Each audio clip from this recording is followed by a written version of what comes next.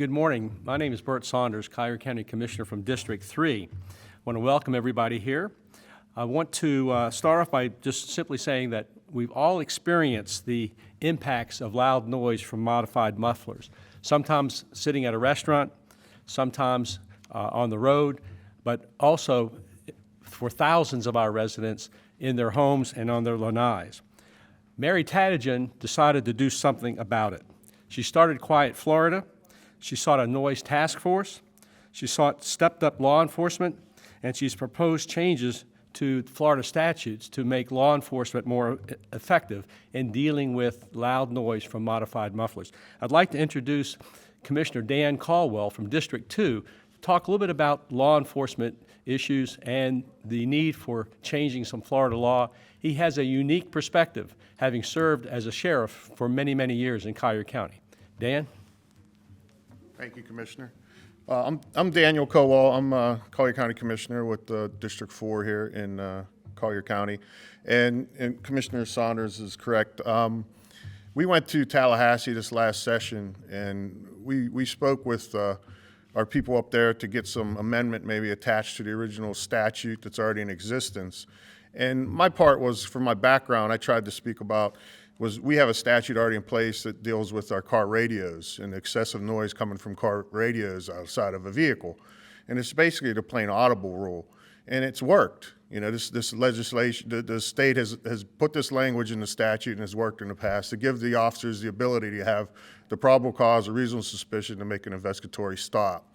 And it's no different than a loud muffler. You know, a lot of law enforcement officers in their career become what they call certified professionals to testify in court.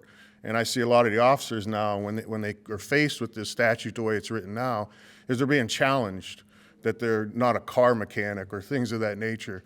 But where I come from, if you've had 10,000 Toyota Corollas drive by you in a 20-year career, and they all sound the same, and one passes you and it's extremely loud, there's probably a problem with it, and it probably needs to be addressed or looked into. And that's how simple the statute could be altered to get these guys the tools they need to go out and actually enforce this rule. So I just wanted to express that for you guys. Thank you. Thank you, Commissioner. I want to also just emphasize, and I mentioned this before, but loud noise from modified mufflers is destroying the quality of life of thousands of our residents. I want to make a few key points. Yesterday, Sheriff Kevin Rambosk mailed a letter to area auto shops with flyers in English and Spanish to display in their businesses that highlight that the law, what the penalties are as they relate to illegally modifying mufflers to increase their noise.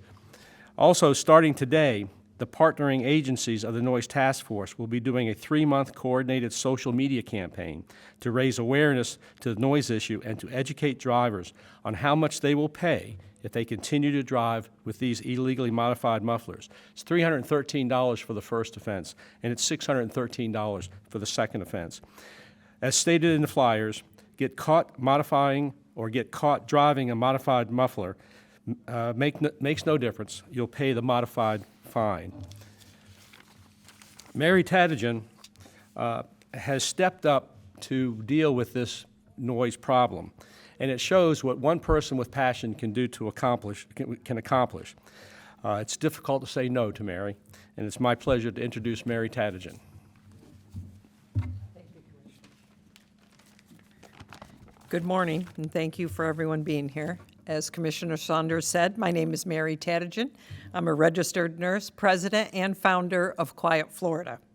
Quiet Florida is a nonprofit community organization working to preserve peace and quiet in our neighborhoods. I am happy and proud to be part of our Southwest Florida Noise Task Force.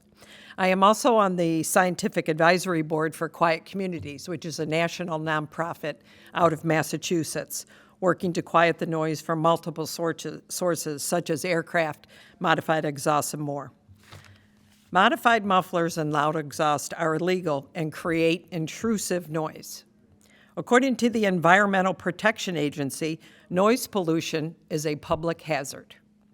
It adversely affects the lives of millions of people and is linked to stress-related illnesses, such as hearing loss, tinnitus, hypersensitivity to sound, It can exacerbate cardiovascular disease, type 2 diabetes, sleep disturbances, stress, mental health and cognition problems, including memory impairment and attention deficit disorders in children, learning delays, and low birth weight.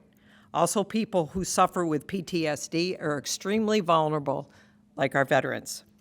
Scientists are investigating other possible links, such as dementia. Noise pollution is the new secondhand smoke. We all remember when we were told secondhand smoke was not harmful to us until we learned the truth. The updated, widely accepted definition for noise is unwanted and/or harmful noise. We all deserve to have peace and quiet in our homes, free from unwanted, harmful noise. Our quality of life matters. Your hobby should not interfere with someone else's ability to have quiet in their home. Remember to respect your neighbor. If you are interested in learning more, please join us on the Facebook group Quiet Florida or search for Quiet Communities website. You too can have peace and quiet in your neighborhoods. Thank you. And our next speaker is Sgt Greg Sheridan with Naples City Police. Thank you, Mary.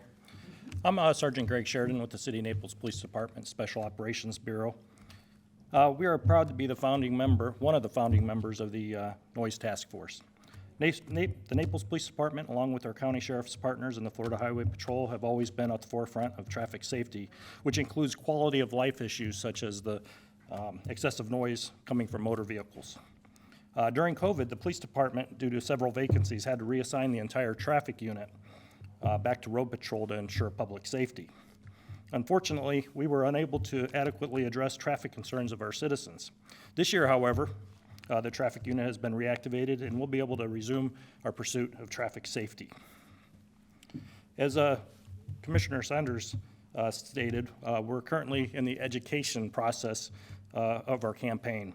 In addition to the press conference that we're here today, our agencies have started a blitz on social media and various outreach methods on educating the public on the laws against operating vehicles with modified mufflers. In addition, Sheriff Rambosk has sent out courtesy letters to all licensed auto repair shops reminding them of the statute prohibiting them from modifying customers' mufflers. Lieutenant Dave Bruning of the Collier County Sheriff's Office is here to discuss the statutes in detail and the fine structures. Lieutenant? Thank you, Sergeant Sheridan.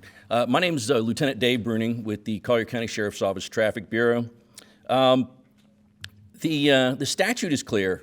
You cannot operate, you can't modify a vehicle exhaust system in the state of Florida, and you can't operate a vehicle with a modified exhaust in Florida.